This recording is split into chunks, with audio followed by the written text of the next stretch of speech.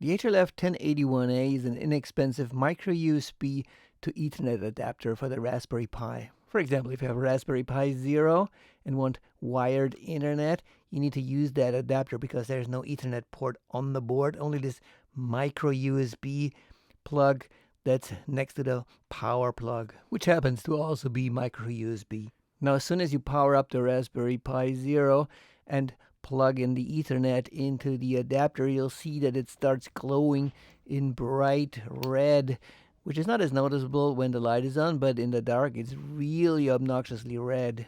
So I wondered how hard could it possibly be to turn off that LED light and leave the Ethernet adapter intact. Turns out it's actually fairly easy to do. So what you need to do is remove those stickers at the side of the USB adapter, because they basically hold together this case, and once you've removed those, you can easily go in with a screwdriver and pry open the case.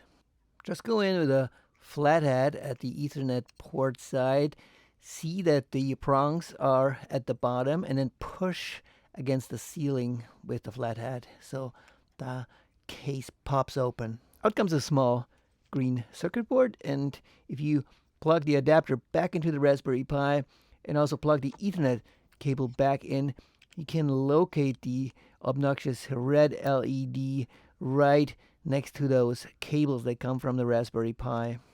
Now this LED is really tiny, so desoldering it would be probably a difficult task. So what I did was just use some wire cutters and destroy the glass bead that's basically at the top of the LED right next to those wires that come from the micro USB. Just smash the glass and the LED won't go on anymore.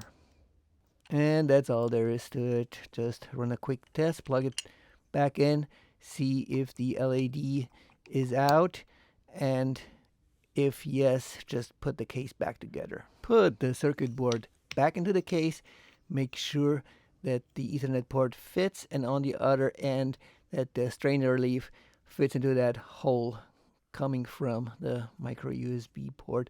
Then put the two halves together and let them snap together.